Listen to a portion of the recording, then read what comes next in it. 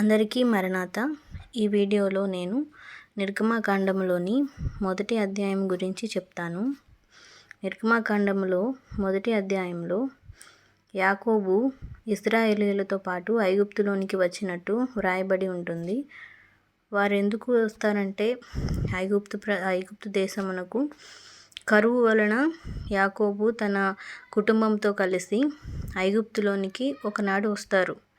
తన కుటుంబం మొత్తం 70 మందితో యాకోబు ఐగుప్తు దేశంలోనికి ప్రవేశిస్తారు కరువు వలన.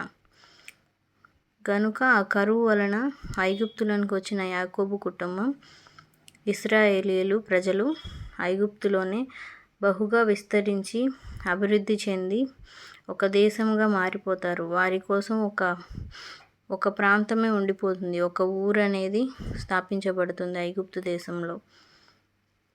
అసలు ఐగుప్తు దేశానికి యాకోబు ఎందుకు వచ్చాడంటే కరువు వలన వచ్చాడు.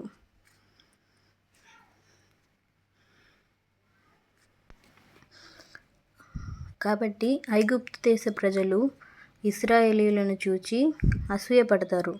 ఎందుకంటే ఇశ్రాయేలీయుల ప్రజలు ఐగుప్తీయుల కన్నా కూడా బలవంతులుగాను, తెలివిగలవారుగాను, జ్ఞానులుగాను అధిక సంఖ్యలో ఉండటం వలన వారు ఐగుప్తు దేశ ప్రజలు ఇశ్రాయేలీయులను చూచి భయపడతారు. ఒకవేళ ఎప్పుడైనా యుద్ధం వస్తే ఈ ఇశ్రాయేలీయులు వారితో కలిసి మనల్ని ఓడిస్తారు, వీరెప్పటికైనా మనకి ప్రమాదమని ఐగుప్తు దేశ ప్రజలు, ఐగుప్తు దేశపు రాజు భావిస్తాడు. గనుక ఐగుప్తు రాజు ఇశ్రాయేలీయులను బాధించటం మొదలు పెడతారు. వారిపైన అనేక ఇబ్బందులను, అనేక బాధలను, అనేకమైన పనులను వారి చేత చేయిస్తారు. వారి చేత వెట్టి పనులను చేయిస్తారు. వారిని బానిసలుగా చేసుకుని వారి చేత ఫరో కొరకు ధాన్యాదులను నిల్వ చేయు పీతోము, రామసేసిన పట్టణములను కట్టించుకుంటారు.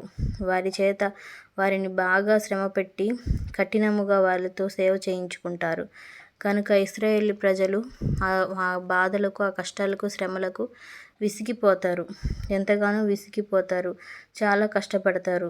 ఇంకా వాళ్ళ చేత, ఇశ్రాయేలు ప్రజల చేత ఐగుప్తు రాజు జిగట మంటితోనూ, ఇటుకల పనితోనూ, పొలములోనూ, ప్రతి పనిలోనూ ఇశ్రాయేలు ప్రజలనే పెట్టి వారి చేత కఠిన సేవ చేయించుకునేవాడు. వాళ్ళని బానిసలుగా చేసుకొని వాళ్ళని చాలా బాధ పెట్టాడు.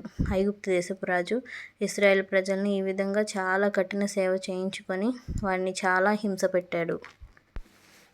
అయినా కానీ ఇశ్రాయేలీయుల ప్రజలు ఇంకా అభివృద్ధి చెందుతూనే ఉన్నారు. వారి చేత ఎంత కఠిన సేవ చేయించుకున్నా వారు చనిపోవటం లేదు. వారిలోని బలము తగ్గటం లేదు. ఇశ్రాయేలు ప్రజలు ఇంకా అభివృద్ధి చెంది ఇంకా విస్తరిస్తుంటే ఇంకా ఐగుప్తు రాజుకు వారి మీద విసుగు వస్తుంది, కోపం వస్తుంది బాగా. కనుక తన రాజు ఏమనుకుంటాడంటే ఇశ్రాయేలీయుల ప్రజల్లో మగబిడ్డ అంటూ ఎవరు ఉండకూడదు అనుకొని ఒక జనరేషన్లో, ఒక తరంలో మగబిడ్డ పుట్టిన వెంటనే పుట్టిన మగబిడ్డని వధించాలని, చంపేయాలని ఆజ్ఞనిస్తాడు. ఈ విధంగా మగ సంతానం ఎవరూ లేకుండా ఒక్క ఆడపిల్లలు మాత్రమే బ్రతికి ఉంటే వారు ఐగుప్తీయులతో కలిసిపోతారు, ఇక ఆ ప్రజలు కూడా నా ప్రజల్లో కలిసిపోతారు అని భావించి మగబిడ్డను బతకనీయకూడదని నిర్ణయించుకుంటాడు. కనుక మంత్రసాని పనిచేసేవారిని, ఇశ్రాయేలు ప్రజలకు మంత్రసాని పనిచేసేవారిని పిలిపించి రాజు వాళ్ళకి ఆజ్ఞ ఇస్తారు. మీరు ఒకవేళ కాన్పు పీటల మీద పుట్టిన బిడ్డ మగబిడ్డ అయితే గనక వారిని చంపేయండి, ఆడబిడ్డ అయితే గనక బతకనివ్వండి అని చెప్తారు. ఆ మంత్రసానులు ఎవరంటే షిఫ్రా, పూయా. అయితే పూర్వం మంత్రసాని పని ఎవరు చేసేవారంటే పిల్లలు లేనివారు చేసేవారు. పిల్లలు లేని వారిని గొడ్రాళ్ళని పిలిచేవారు. వారికి సమాజంలో విలువ ఉండేది కాదు. వారిని ఎవరు గౌరవించేవారు కాదు. వారిని ఎవరు కూడా సన్మానించేవారు కాదు, ప్రేమించేవారు కాదు. వారిని అసహ్యించుకునేవారు. గనుక ఈ పని, మంత్రసాని పని ద్వారా వారు ఎంచుకొని ఈ పనుల ద్వారా సమాజంలో ఉండటానికి, గౌరవంగా ఉండటానికి వారు గొడ్రాలైన వాళ్ళు, పిల్లలు లేని వారు మాత్రమే మంత్రసాని పని అనేది చేసేవారు పూర్వము, పాతకాలంలో. కనుక ఈ షిఫ్రా పూయ అనేవారు కూడా సంతానం లేనివారు. వారు రాజు దగ్గర ఆజ్ఞ తీసుకొని ఇశ్రాయేలు ప్రజలకు కాన్పు చేసేవారు ఆడవాళ్లకు. కానీ వీరేం చేస్తారంటే రాజు చెప్పిన ఆజ్ఞకు లోబడక దేవునికి భయపడి, ఇశ్రాయేలు ప్రజలు నమ్ముకునే దేవునికి భయపడి మగబిడ్డను చంపేవారు కాదు, బతకనిచ్చారు. ఈ విధంగా మగబిడ్డలు చనిపోలేదు వారి ద్వారా, మంత్రసాని ద్వారా. గనుక రాజు వారిని పిలిపిస్తాడు మళ్ళీ తన వద్దకు. మీరెందుకని చంపలేదు? నేను మగబిడ్డను చంపమని చెప్పాను కదా, మీరెందుకని ఆడపిల్లల్ని వరకు బతికనిచ్చి మగబిడ్డల్ని చంపకుండా వదిలేశారు అని వారిని రాజు ప్రశ్నిస్తాడు.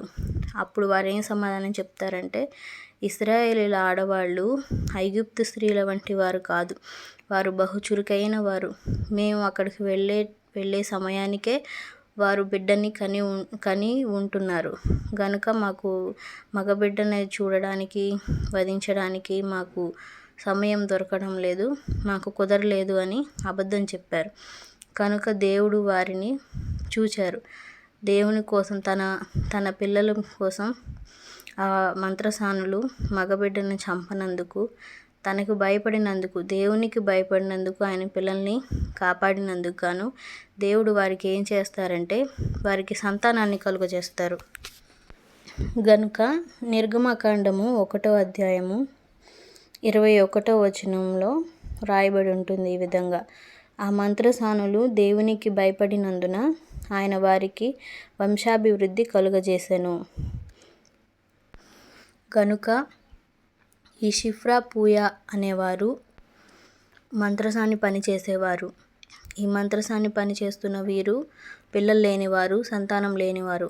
కానీ దేవునికి భయపడి దేవుని మాటకి లోబడ్డారు. కానీ రాజు ఆజ్ఞకు లోబడనందున దేవుడు వారిని దయించి వారికి సంతానాన్ని ఇచ్చారు.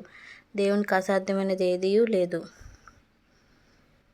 కానీ రాజు మాత్రం ఒకవేళ బిడ్డను మంత్రసానులు చంపకపోతే గనుక, పుట్టిన ప్రతి బిడ్డని మగవాడైతే గనుక వారిని చంపేయాలి, ఆడబిడ్డ అయితే కనుక బ్రతకనివ్వాలి అని తన సైనికులకి చెప్పి మగబిడ్డని నదిలో పారవేయమని ఆజ్ఞిస్తాడు.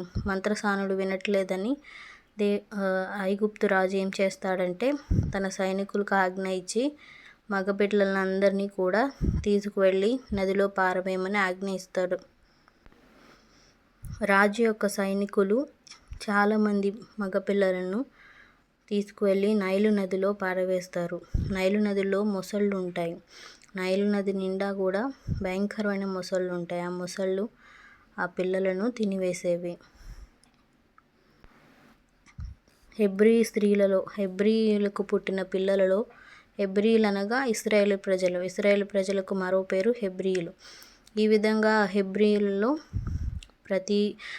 పుట్టిన ప్రతి బిడ్డలో ఆడపిల్లలను బతకనిచ్చి మగపిల్లలను సైనికులు వారికి దొరికిన వారిని అందరినీ కూడా నదిలో పారవేశారు. మగబిడ్డను చంపివేశారు. ఇదంతా కూడాను ఈ విధంగా ఈ వాక్యం అంతా కూడాను నిర్గమకాండం 1వ అధ్యాయంలో వ్రాయబడి ఉన్నది. నిర్గమకాండం యొక్క 40 అధ్యాయాలను గురించి పూర్తి వివరణ కోసము 40 అధ్యాయంల వీడియోలను చూడండి. అందరికీ మరణాత.